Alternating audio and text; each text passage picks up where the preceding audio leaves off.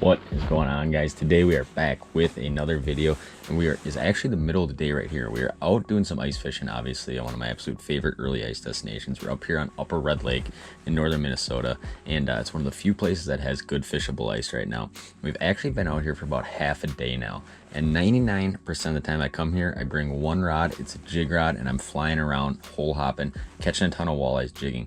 Today has not at all been that day. In fact, today has been absolutely incredibly tough.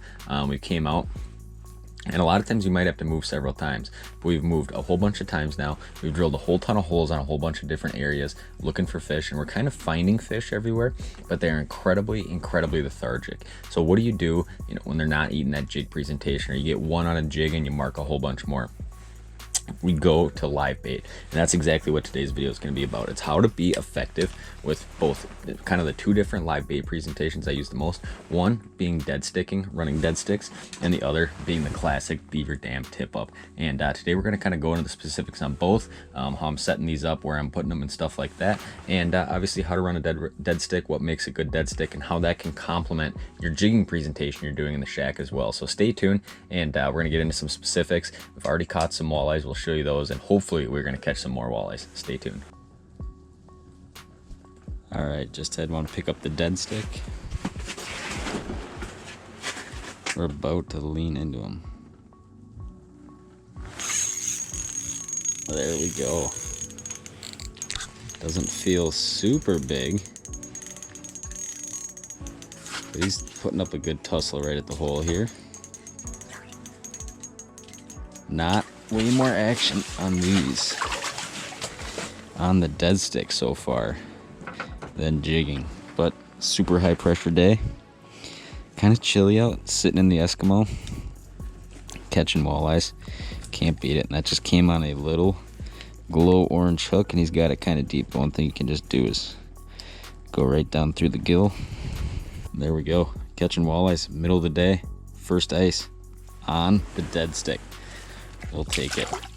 Deadly way to fish, and if you're allowed two lines, you know, jigging in one hole, kind of attracting the fish in over here, and dead stick in the other hole, kind of, you know, enticing some of those more lethargic fish.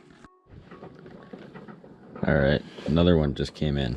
They are not liking the jig today. They are all over the dead stick. He didn't take any line out. Just gonna load that tip. Ooh, look at that. He's running real good. Now he's coming at me. Come here, buddy. He's right here at the hole. Oh yeah, nice fish. Oh, this is where you lose them. Oh yeah, look at that. Another nice walleye right there. And look at that. That's how you know they're very lethargic, when you're getting them on a dead stick on the outside of the mouth. But hey, we'll take it. That's probably about a 20-incher. I don't know if he looks like a 20-incher to you guys, but he definitely looks like a 20-incher to me. Let's let that guy go. See you later, buddy.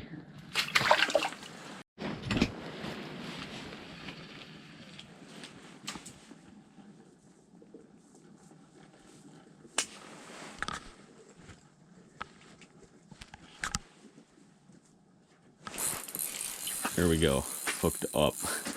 Saw that fish come in on the graph, and I was actually rigging up a dead stick, and I was early in the process, so I was like, man, better fire that jig down there quick.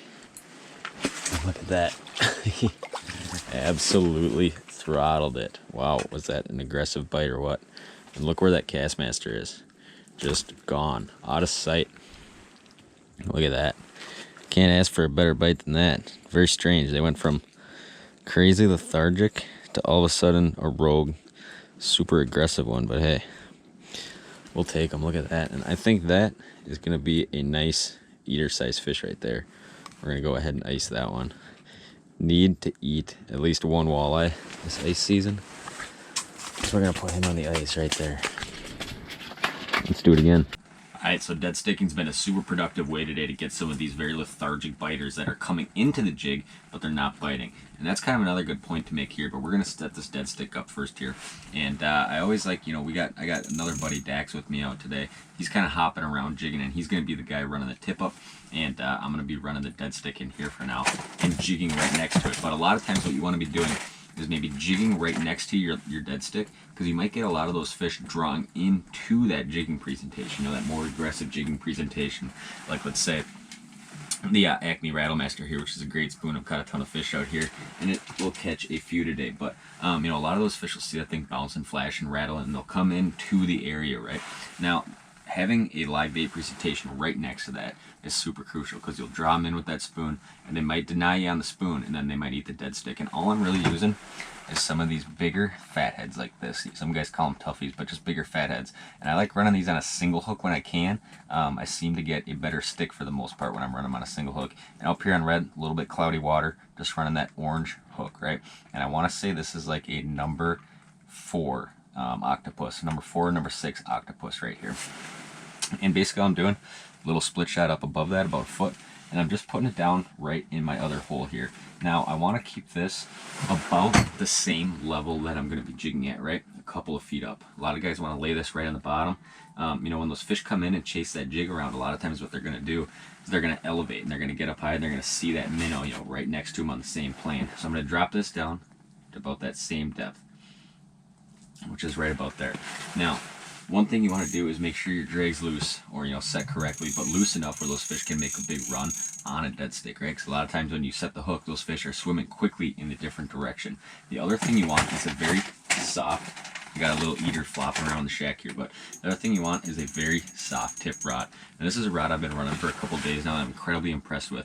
This is the Two Brothers Innovations Elliott rod, and this is the Evolution series. They're very long rods. They've extended a lot of these rods out. This is a 44-inch, I believe. Yep, 44-inch ultralight. It's actually like a crappie or hole hopping bluegill rod, but it has a very soft, spongy tip. And you can see a lot of times what happens is you'll see that fish go, thump, they'll thump it, and that tip will just load and load and load and load and load. You can't feel it yet, and then they hit this backbone, right? So a lot of times what I'll do is I'll get this thing set to the right height, like it is right about here, and I'll just watch that tip, right? And a lot of times you'll see that tip just starting to load up, load up, load up, load up, and then all you do is just grab it and swing into them, right? Those fish have already had it for a second. Now, one big mistake would just be to see that tip go boom, and then to just set the hook right away. You want to give them time to kind of move away, make sure they got that thing down, wait till that tip gets to there, and boom, hook set and fish on. All right, we just had one hit the dead stick here. It's not running very much. See if he's still here. I kind of gave him some slack. There he is. He's running around all squirrely down there. Think we got a good stick on him? Take your time at the hole here. Oh yeah, nice walleye. Today kind of seems like you can jig and jig and jig, but running that bigger fathead or chub on some kind of dead stick or a tip up, there we go, that hook's already out. Just that little orange gummy kind of seems to be the deal. He's a nice one there. We'll take him like that all day long.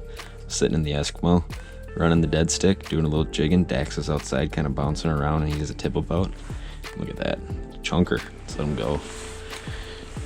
I am all about jigging fish, and I would 99% rather be doing that, but got to do what the fish want. Today it is definitely all about the live bait.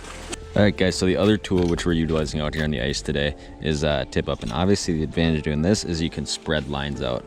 And you know, if we're hole hopping around, we might throw a tip up out, but utilizing our second line when the bite's really tough is super important, and having it be a solely live bait rod. So this is just a little number 10 treble here. I always key the treble into the size of the bait. So if I'm using big minnows, I might go to like a 4 or a 6. But for these smaller fatheads, what we're using, just a number 10 will be fine. And just going right through the back on that so he sits perfectly horizontal. Little split shot on there, and I'm dropping it down. Now, when you're fishing really shallow water like this, you don't have to be right on the bottom. You know, if you're fishing like a lot of guys want to put these things just way too tight to the bottom overall, right? So having that thing up at the same depth you're jigging is key. And if you're setting these with like a depth bob or something, a lot of guys, you see it where they pull up like 1 inch of line from bottom and they'll set it. Where like I like to be a couple of feet up off bottom, at least 1.5 feet for sure, right? And we're gonna kind of get it in place here. And I always like to kind of set it looking at my flasher like this, so you know right where that thing's at. We're gonna get it right in the zone there, about 1.5 feet up off bottom, and just like that, the trap is set. So now, you know, as Dax is kind of moving around out here, hole hopping, going hole to hole, he can keep an eye on this. And I'm running a dead stick presentation in the shack to kind of complement my jigging. So we kind of got a bunch of stuff covered. You know, one thing to note is that if this thing keeps going up over and over and over, and we're not marking anything jigging, it might be time to come, you know, punch another hole right next to us and try over here, right? So it's a good way to not only spread out lines and run another presentation, but it's also a good way to kind of key in on those fish and how they're moving through an area. All right, we got a tip up.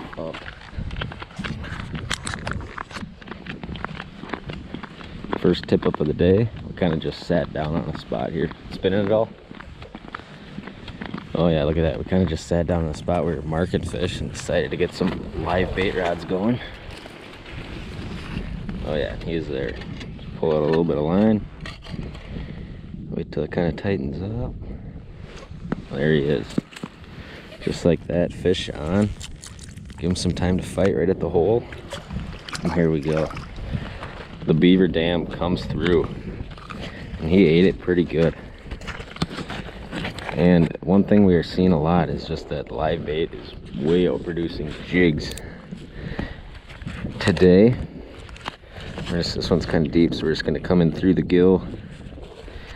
Kind of turn it backwards real quick here. Kind of pinch down on that hook, flip it around backwards. Oh, almost got it here. Beautiful red lake walleye right there. He's gonna be in good shape. See you later, buddy. All right, we have a tip up.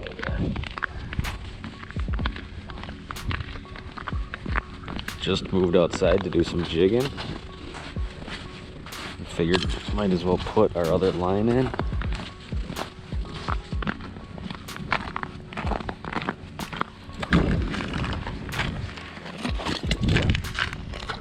It is not spinning yet.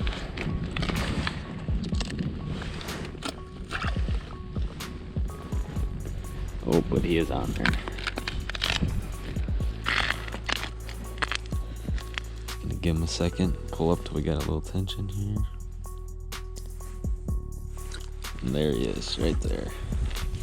You don't need that huge, crazy hook set. Take your time when they get up by the hole. There we go. It's a perfect eater sized walleye right there. About a 15-incher, little glow orange hook, Gamakatsu. There we go. Perfect eater sized fish right there.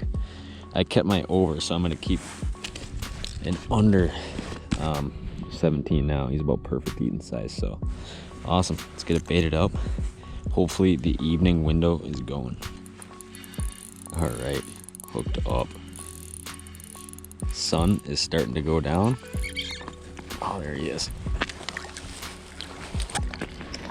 There we go. Nice walleye right there. It has not been fast and furious, but hey, we're out on the ice catching walleyes. Can't complain. I was actually just moved holes to this spot, dropped down, saw the fish on the graph, and most of the time when you see them as you're dropping and they start coming up, they are gonna bite. There we go. All right, guys, that is going to do it for today's video. Hopefully you guys enjoyed watching this. Just a quick little rundown on some of the things that we do. You know, when it is a very tough bite and those fish are very live bait keyed, and honestly, the live bait has saved the day. Has definitely put more fish on the ice for us. So, like I said, hopefully you guys enjoyed watching this. We're going to keep cranking out the ice fishing content very early in the season, and we're hoping to get one of these up almost, if not every single day. So the ice fishing season goes on, and hopefully they'll be biting better tomorrow, and we'll be back to smoking them on jigs. But I appreciate you guys watching. If you guys are not yet, please subscribe. Stay tuned for more content. Let me know what you guys want to see us film out on the ice. It's a long ice season, and we need the content. So thank you guys for watching. If you're not yet, please subscribe. Stay tuned for more.